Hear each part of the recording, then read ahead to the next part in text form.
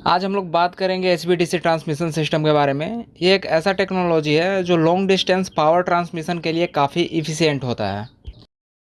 AC के comparison में HVDC में पावर लॉस कम होता है और स्टेबिलिटी ज़्यादा मिलती है।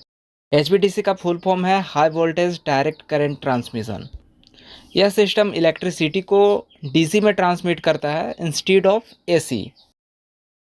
एचवीडीसी सिस्टम का use mainly long distance power transmission के लिए किया जाता है जब more than 600 kilometre overhead line के थ्रू पावर को ट्रांसमिट करना होता है, या फिर 50 से 100 किलोमीटर अंडरग्राउंड केबल के थ्रू पावर को ट्रांसमिट करना होता है, तो वहाँ पर हम लोग एचवीडीसी सिस्टम का यूज करते हैं। Components of HVDC system. HVDC system mainly 4 part से मिलकर कंसिस्ट होता है। फर्स्ट है कन्वर्टर स्टेशन।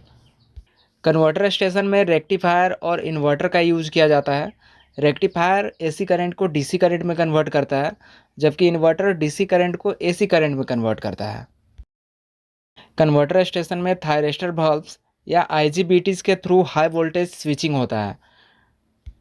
नेक्स्ट कंपोनेंट है DC transmission line. As DC transmission line overhead line use होता है या अंडरग्राउंड सबमरीन केबल का यूज कर सकते हैं। दोनों ही तरीक़ा से डीसी पावर ट्रांसमिट कर सकते हैं। नेक्स्ट है स्मूथिंग रिएक्टर। डीसी लाइन में करंट को स्मूथ करने के लिए स्मूथिंग रिएक्टर का यूज़ किया जाता है। Smoothing reactor current ripple reduce करता है और डीसी स्टेबिलिटी इम्प्रूव करता है। नेक्स्ट है फिल्टर्स। एसी साइड और डीसी साइड दोनों साइड फिल्टर लगा हुआ रहता है जो कि हार्मोनिक्स को फिल्टर करके सप्लाई को स्मूथ बनाता है। जो फिल्टर है वो सिस्टम को पावर क्वालिटी स्टैंडर्ड के अकॉर्डिंग मेंटेन करता है। Working principle of HVDC system. HVDC system काम कैसे करता है उसको समझते हैं। जो भारत के नॉर्थ में एक हाइड्रो पावर प्लांट है एंड 500 किलोमीटर दूर साउथ के सिटीज़ में इलेक्ट्रिसिटी भेजना है। अगर simple AC transmission line use करेंगे तो डिस्टेंस के साथ लाइन लॉसेज और वोल्टेज ड्रॉप बहुत ज़्यादा हो जाता है। यही रीज़न है कि एचवीडीसी सिस्टम परफेक्ट सॉल्यूशन है। एचवीडीसी में पहले एसी पावर को कन्वर्टर स्टेशन में भेजते हैं, जहाँ पर कंट्रोल्ड रेक्टिफायर इंस्टॉल्ड रहता है जो कि थायरिस्टर या आईजीबीटी से बनाया जाता है। रेक्टिफायर एसी को डीसी में कन्वर्ट करता है एंड फिल्टर के हेल्प से उस डीसी को स्मूथ डीसी में कन्वर्ट किया जाता है। एसी में पावर का ट्रेवल सिंपल हाईवे की तरह होता है। कोई फ्रीक्वेंसी इशूज नहीं होती है, like corona effect, skin effect, Ferranti effect. ये डिफरेंट लॉसेज डीसी ट्रांसमिशन के केस में नहीं होती है। अब डीसी पावर ओवरहेड लाइंस या सबमरीन केबल्स से ट्रेवल करती है। जैसे नॉर्थ से साउथ के बीच 500 किलोमीटर का जर्नी है।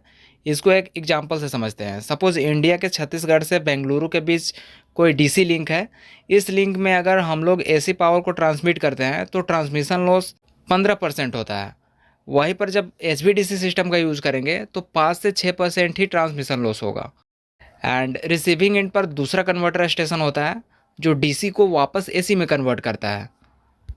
मॉडर्न एचवीडीसी सिस्टम में वोल्टेज सोर्स कन्वर्टर वीएससी का यूज किया जाता है जो कि fast power flow control, reactive power support और ग्रिड स्टेबलाइजेशन प्रोवाइड करता है।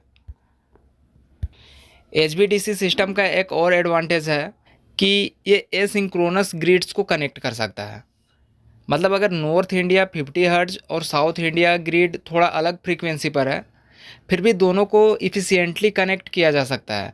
साथ ही हार्मोनिक्स फिल्टर लगाया जाता है ताकि सिस्टम स्टेबल रहे और इफ़िशियंसी काफ़ी हाई मिल सके। नेक्स्ट है इम्पोर्टेंस ऑफ एचवीडीसी सिस्टम। आखिर एचवीडीसी सिस्टम को हम लोग क्यों यूज़ करेंगे instead of HVAC. First point है long distance power transmission. HVDC system high voltage direct current में पावर ट्रांसमिट करता है। डायरेक्ट करंट का रेजिस्टेंस लॉस एसी के कंपैरिजन में कम होता है, इसलिए लॉन्ग डिस्टेंस पर ज़्यादा इफ़िशियंट होता है। फॉर एग्जांपल अगर 1000 किलोमीटर का पावर लाइन एसी से बनाएंगे तो वहाँ पर एनर्जी लॉस काफ़ी ज़्यादा देखने को मिलेगा, अबाउट 10 to 15%। लेकिन वहीं पर अगर एचवीडीसी में लॉस देखा जाए तो 3 से 5% होगा।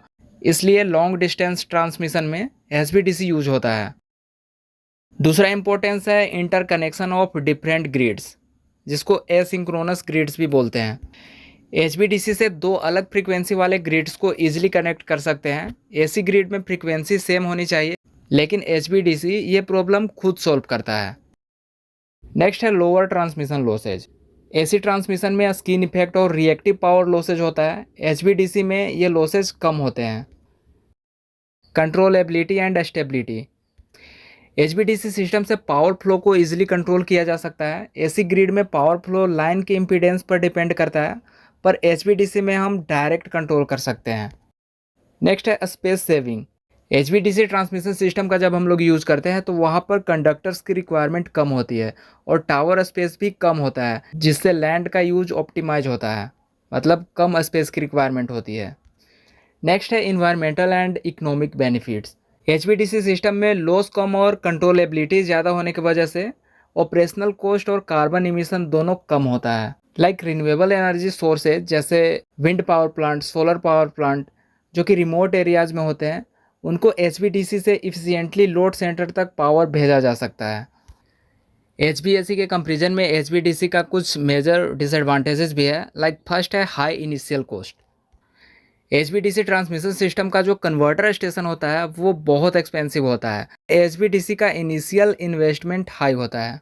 सपोज अगर 500 किलोमीटर का एचवीडीसी लाइन और एसी लाइन दोनों बनानी है तो वहाँ पर एचवीडीसी लाइन का जो कॉस्ट होगा वो एसी के कंपैरिजन में 20 to 30% ज़्यादा होता है, जिसका मेन रीज़न होता है high cost of converter station. दूसरा है कॉम्प्लेक्सिटी ऑफ कन्वर्टर्स। एचवीडीसी में पावर को डीसी में कन्वर्ट और फिर वापस एसी में कन्वर्ट करना पड़ता है। ये प्रोसेस कॉम्प्लेक्स होता है और हाई मेंटेनेंस डिमांड करता है। या फिर इसको इस तरह भी बोल सकते हैं, थायरिस्टर बेस्ड और आईजीबीटी बेस्ड कन्वर्टर्स की मेंटेनेंस हाई होती है और स्पेशलाइज्ड इंजीनियर्स की रिक्वायरमेंट होता है, उसका खर्च अलग से देना होगा। तीसरा है protection and fault handling. HVDC में फॉल्ट डिटेक्शन और प्रोटेक्शन एसी से ज़्यादा चैलेंजिंग है।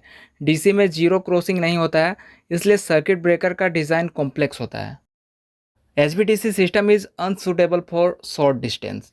एचवीडीसी ट्रांसमिशन का एडवांटेज मेनली लॉन्ग डिस्टेंस में होता है। शॉर्ट डिस्टेंस लाइंस में एसी ज़्यादा इकोनॉमिकल और सिंपल होता है। फॉर एग्जांपल अगर सिर्फ 50 किलोमीटर के लिए पावर ट्रांसमिट करना हो तो वहाँ पर एसी लाइन लगाना एचवीडीसी से ज़्यादा सस्ता और सिंपल होगा। नेक्स्ट है reactive power requirement. HVDC links के टर्मिनल में एसी साइड के लिए रिएक्टिव पावर सपोर्ट चाहिए होता है, जो कैपेसिटर बैंक या फैक्ट्स डिवाइसेस से प्रोवाइड करना पड़ता है। लॉन्ग एचवीडीसी लिंक के कन्वर्टर स्टेशन के पास शंट कैपेसिटर्स लगाए जाते हैं, जो कि एक्स्ट्रा कॉस्ट और मेंटेनेंस ऐड करता है। So these are some disadvantages जिसके कारण अभी भी ज़्यादातर एचवीएसी सिस्टम का यूज हो रहा है। तो इस तरह से कोई भी टॉपिक को अगर आप इजी वे में समझना चाहते हैं तो चैनल को सब्सक्राइब कर लें और बेल आइकन को भी प्रेस कर लें ताकि वीडियोज आप तक पहुंच सकें।